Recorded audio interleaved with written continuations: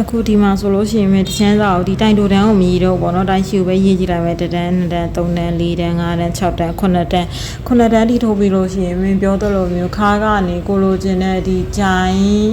အောက်မရောက်ခင်ပေါ့နော်တလက်မခွဲအဲ့လိုလောက်ရောက်သွားပြီပေါ့9တန်းနော်1တန်း2တန်း3 4 5 6 9တန်းဒါကတော့တယောက်နဲ့တယောက်သုံးတဲ့အချီဆိုင်ပေါ်မှာမူတည်ပြီးတော့အတန်းကြီးကတော့တယောက်နဲ့တယောက်ကွာမယ်ပေါ့နော်မင်းကတော့ဒီ9တန်းမှာရက်လိုက်မယ်ပြီးတော့9တန်းကိုမှမင်းတို့တိုင်တိုတန်းတိုင်ရှိရတော့9တန်းပဲเนาะတိုင်တူတန်းကိုအစုံထိတော့မင်းတို့အရင်ထိုးပါမယ်အစုံထိထိုးပြီးလို့ရှိရင်ဘာလုပ်မလဲဆိုတော့လေပင်ပါစပြီးတော့စားပါမယ်အဲ့တော့ဒီမှာတိုင်တူအထိထိုးလိုက်တယ်ထိုးပြီးလို့ရှိရင်မင်းတို့ထုံးစံအတိုင်းချိန်နဲ့ခုနဲ့ပြန်လက်ပြီးလို့ရှိရင်3တိုင်ကိုတစ်ခါ3တိုင်ကိုဆွချွတ်ပါမယ်ဆွချွတ်မယ်ဆိုတော့တရစ်မယ်ဒီထိုးနည်းကတော့အတူတူပဲနောက်က back loop လေးကိုပဲယူမယ်ဆိုတော့ဒီကွင်းလေးကိုပဲယူမယ်အကိုတို့ချီချိတ်ယူပြီးတော့နှစ်ကွင်းတစ်ခါပဲအရင်ဖြုံမယ်နောက်ထပ်တရစ်မယ်နောက်တစ်ပေါက်မှာနောက်ဒီကွင်းလေးကိုပဲယူမယ်အကိုတို့ချီချိတ်ယူနှစ်ကွင်းတစ်ခါပဲဖြုံမယ်နောက်ထပ်တရစ်နောက်တစ်ပေါက်မှာနောက်ကွင်းလေးကိုပဲအကိုထိုးချီကိုချိတ်ယူနှစ်ကွင်းတစ်ခါစုစုပေါင်းဒီပေါ်မှာ4ကွင်းရှိတာကိုဆွချွတ်ပါမယ်အောက်ကချီကိုထိန်းထားပြီနော်ရနော်ပြီးလို့ရှိရင်တော့မင်းတို့ကဒီမှာပုံမှန်တိုင်းတရစ်ပြီးတော့နောက်တစ်တိုင်မှာကအကိုတို့ချီချိတ်ယူကျန်တဲ့ဟာကတော့မင်းတို့ထိုးနေကြအတိုင်းစတိုက်ထိုးပါတယ်နော်ဒီ3တိုင်ကိုပဲဒီလိုပုံစံလေးဖြစ်သွားပါနော်သူ3တိုင်ကဒီမှာဒါကသူ့ရဲ့ထိပ်ပါနော်ဒီထိပ်နေရာကိုမသိဘူးမှားတတ်တယ်ဆိုတဲ့လူကမာကာလေးမှတ်ထားပါမင်းမှတ်ခဲ့ပေးလိုက်မယ်ပေါ့နော်နမူနာ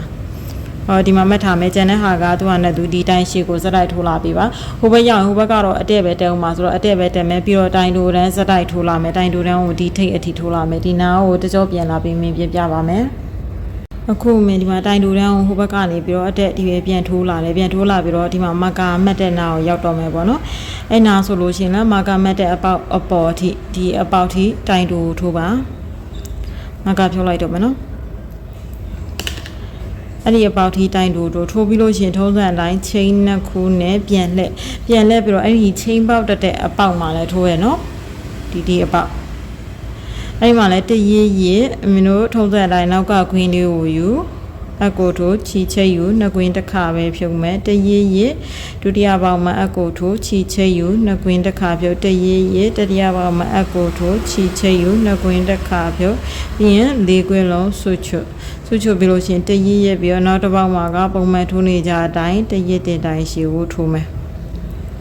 ထိုးလာရင်လည်းထုံးစံအတိုင်းမှားတဲ့လူဆိုလို့ရှိရင်ဒီမှာဒီတက်ခဲ့တဲ့ဒီနေရာလေးအဲ့နေရာလေးကိုမှကားလေးပြန်ပြီးမှတ်ခဲ့ပါမှတ်ခဲ့ပြီးရင်ဒီမှာတိုင်းရှည်ကိုဟိုဘက်ထိဒီဘက်အနားထိထိုးလာပေးပါနော်တိုင်းရှည်ကိုဒီဘက်နားထိထိုးပြီးဆိုလို့ရှိရင်လည်းမင်းတို့ဒီဘက်အချမ်းကတော့ဒီ2တန်းပေါ့နော်ဟိုဘက်က2တန်းမြောက်ထိကိုစားခိုင်းလိုက်မယ်ပြီးလို့ရှိရင်မင်းတို့ဒီဘက်ကတော့ထုံးစံအတိုင်းအတဲ့ပဲစတိုက်ထိုးမယ်ဟိုစားလိုက်တဲ့အပိုင်းကလေပင်စားတာဖြစ်ပြီးတော့ဒီဘက်ခုထိလက်ရှိထိအတဲ့တက်နေတဲ့အပိုင်းကတော့မင်းတို့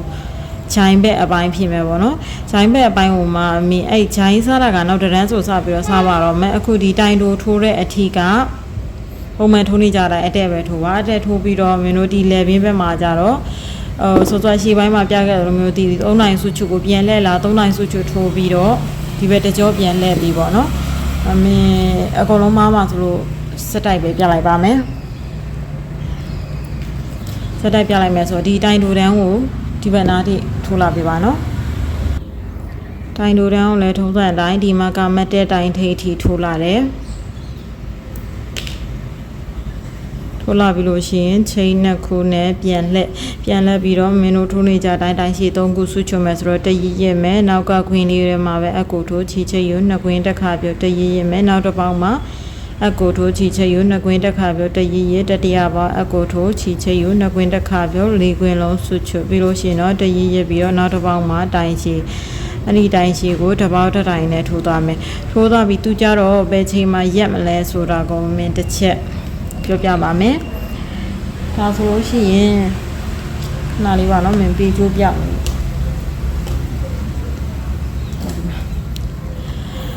ဒါဆိုလို့ရှိရင်ねဂျိုင်းကနေမင်းတို့ဒီဘက်ဒီအစွန်ကနေပေါ့နော်တိုင်းကြည့်လိုက်အနည်းဆုံးတက်လက်မကွဲဆိုလို့ရှိရင်1 2 3 4ပေါက်လောက်မင်းချီတော်တော်လေး၄တိုက်စာလောက်ပဲရှိတယ်ပေါ့နော်တက်လက်မကွဲဝင်းကျင်လောက်အဲ့ဒီဝင်းကျင်လောက်ကိုချမ်းပါမယ်ချမ်းမယ်ဆိုတော့မင်းဆိုလို့ရှိရင်ဒီမှာလေး1ပေါက်2ပေါက်3ပေါက်4ပေါက်ဒီ4ပေါက်အထိချမ်းပြီးတော့ဒီ4ပေါက်မြောက်အထိချမ်းမယ်ပေါ့နော်1 2 3 4ခုမြောက်ထိချမ်းပြီးဒီနားလေးမရောက်ခင်အဲ့နာမှာတစ်ချက်ရက်ထားပေးပါမင်းစတိုက်ခဏလေးပါနော်အခုစတိုက်ထိုးလာမင်းတို့ကမာကာမက်တဲ့ဒီ၄ပေါက်တက်လက်မကွဲလောက်ကိုခြံခဲ့မှာဆိုတော့ဒီထိခြံမှာဆိုဒီဘက်က1ပေါက်2ပေါက်3ပေါက်အဲ့ဒီ3ပေါက်ကိုလည်းလေဘင်းမှာစားခဲ့တယ်လို့မျိုးဆွချွတ်ပါမယ်ဆွချွတ်မယ်ဆိုတော့တရေးရေးနောက်ကွင်းထဲမှာအကူတို့ချီချိတ်ယူနှစ်ကွင်းတစ်ခါပဲတရေးရေးအကူတို့ချီချိတ်ယူနှစ်ကွင်းတစ်ခါဖြုတ်တရေးရေးဒီမှာချီချိတ်ယူနှစ်ကွင်းတစ်ခါဖြုတ်ပြီးလို့ရှိရင်၄ကွင်းလုံးဆွချွတ်ပါမယ်ဆွချွတ်ပြီးရင်ချိန်တစ်ခုလာပြီးပြန်လှည့်မယ်ပြန်လှည့်ပြီးတော့ဒါကကြတော့တိုင်တိုထိုးရမယ်အတန်းဆိုတော့မင်းတို့ဒီမှာနော်ဒီနေရာလေးဒီမှာ3ခုရဲ့ဆွချွတ်ခဲ့တဲ့ဒီခွင်းအပေါက်နေရာလေးအဲ့နေရာကနေစပြီးတိုင်တိုတစ်ပေါက်တစ်တိုင်ထိုးပါမယ်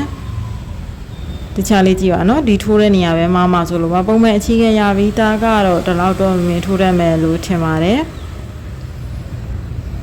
အဲ့တော့တိုင်တိုကိုစတိုက်ထိုးပါစတိုက်ထိုးပြီးတော့ဒီဘက်ဂျိုင်းစားခဲ့တဲ့ဘက်မှာဆိုလို့ရှိရင်သူကဒီလိုဆောင်းလေးစပြီးတော့ဖြစ်နေပြီပေါ့နော်ဒါကမင်းတို့မလားပဲမလို့ဖောင်းတဲ့လိုမျိုးဖြစ်နေတာဒါလှဘက်ကနေဆိုလို့ရှိရင်မင်းတို့ဒီအတန်းအနေစားခဲ့တာဒီမှာစပြီးတော့ဆောင်းနေပြီပေါ့နော်ဒီအောက်ကတော့အတက်ဒီလိုလေးဆောင်းလာပါလိမ့်မယ်အဲ့တော့ဒီမှာဆိုလို့ရှိရင်လည်းတိုင်းတို့ကိုဒီလိုမျိုးစတိုက်တို့ထိုးပြီးလို့ရှိရင်ဒီမှာပြန်လှည့်လာလို့ရှိရင်တိုင်းရှည်3နိုင်ကိုဆွချွတ်ပြီးတော့ဒီနာလေးရောက်ရင်မတစ်ချက်ပြင်ပြပါမယ်